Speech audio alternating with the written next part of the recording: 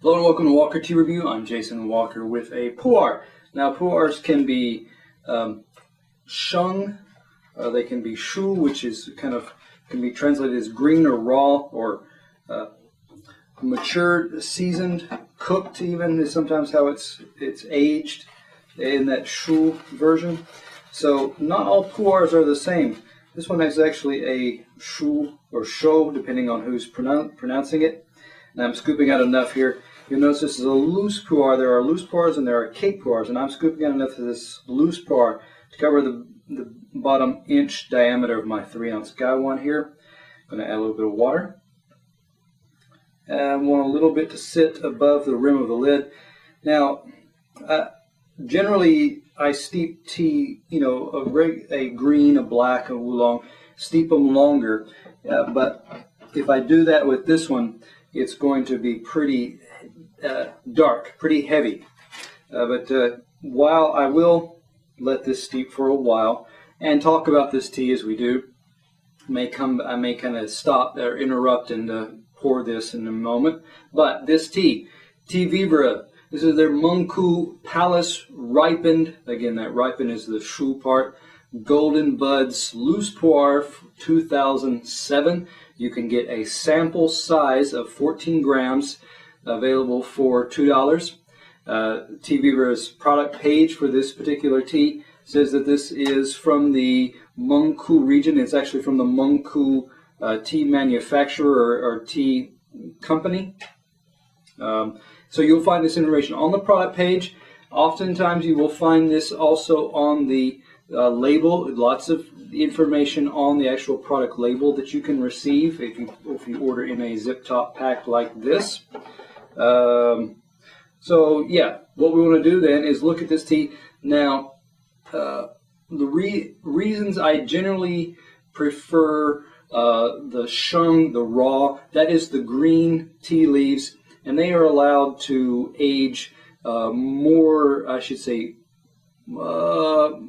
more along with time, and they get more of a mellowed type process as they do that. I find that generally there's more nuance as well in a shung pu'er versus a shu. But we're going to look at this one. And this one, like I said, is a loose one, not coming off of a brick or a disc or a cake type of shape.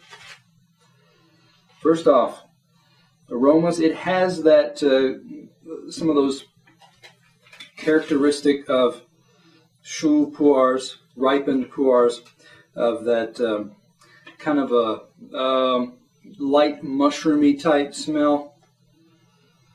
A bit of a, it's a basement musty type of smell, not off-putting, but just kind of earthy. That's the term I'm looking for here, earthy. Now, scooping some of this out and looking at them, the name has that Golden Buds name in it, or that component in the name. Scooping this out, now you do see, because this is loose, it was not pressed into a cake.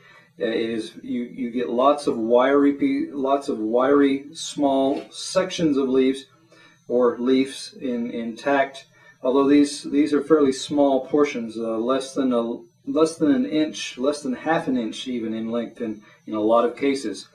So you get a dark, kind of a bistre brownish gray type color, but then maybe 30% or a bit of a light, kind of a milk chocolate type of brown there, over towards a bit of a pale golden brown. Okay. So it's from that golden over towards that kind of milk chocolate type color region for that 30% I was talking about. May be able to see more from the leaves once we look at the wet leaf. That gives us an initial indication there of the dry. And I'm going to go ahead and pour. Let me put this over to the side just a little bit more so that I can pour. I'm angling my lid over to the side, holding the bowl, the cup here with my index finger and thumb, holding the lid in place. I'm holding the bowl actually with my middle finger and thumb, using my index finger for holding the lid. Just like so.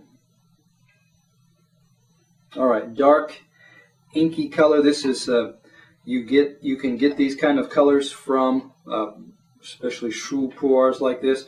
Now a sheng pu'er, as I say, a shu or ripened pu'er is kind of the practice that was developed, if I remember correctly, in or around the 70s to simulate what would happen to a sheng or a raw pu'er over enough time. So they decided to kind of speed up that process so that you get close to something. You get close to that age, thoroughly aged. We're talking about years and years of aging. You can get that in a much shorter time frame. That's what this ripened pu'er we have here. Shaking the bowl here and kind of giving a whiff. Now, the smell has moved from that kind of musty, I mean, there is still some of that, but it's gotten more savory, I guess is the best word. It's kind of salty type of smell. And if you could, I think about porcini mushroom. There is still that kind of mushroom smell, but it's like dried porcini mushroom. So there's something kind of drying, something kind of sea salty about it, but still earthy. And that's the dominant component. I mean, it's hard. It's difficult to really pick out anything other than that. Now, looking at these leaves that I just pinched between my fingers, leaf portions here, still, again, because they're quite small, and like I said, less than a half an inch in length, maybe even a quarter of an inch for many of these pieces, it's not going to be easy to pull them open and look at them. You can only kind of see that you have some various sizes. They have not unfurled at this point, so that you don't really have any that kind of naturally open up to look at either. You see some that are fairly finely, almost have a point to them at the end, so indicating that these were tips of leaves. So, not again. Looking at this, not much to look at here either, but I'm going to go ahead and pour now. Let me hold that up to the light. And as you see, like I was saying, dark, inky, kind of a brownish black, pretty heavy, regardless of the light. I mean, if you look at kind of the edges in the light, and you can kind of see more light passing through, it is a deep, dark brown black. So I'm going to go ahead and pour now.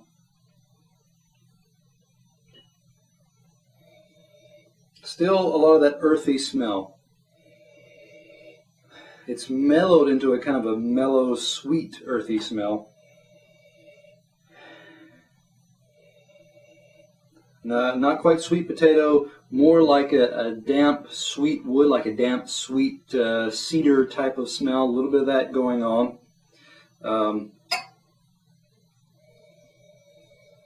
No, not carrot, but certainly something kind of sweet, rooty, sweet root smells going on there.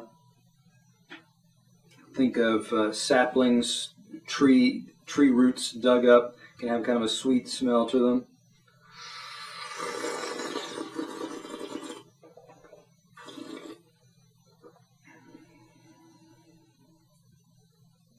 A little bit of texture there. I'm looking for texture in other notes right now.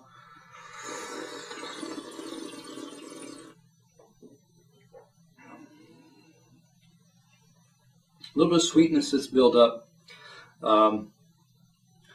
It starts to come in the middle of the tongue and underneath the middle of the tongue, moving towards the back of the tongue. Doesn't really travel back into the throat area much, if at all. Still kind of an earthy type of sweetness there. Texture was fairly thin. It didn't really give there was a brief smoothness there, and it was a light smoothness. So it didn't last long. It didn't really cover the mouth.